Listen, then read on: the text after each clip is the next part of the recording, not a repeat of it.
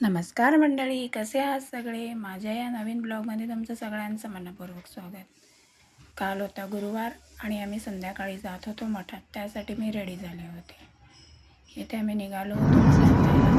संध्याकाळची आरती बघा, आता थंडी झालेली आहे. 5:30 वाजल्याची गर्दी बघा, तरी पण लोक भरल्या जात होते. असं वाटतं की आरती 7 आम्ही घरामध्ये पोचलो मठात आणि मठात प्रचंड गर्दी होती.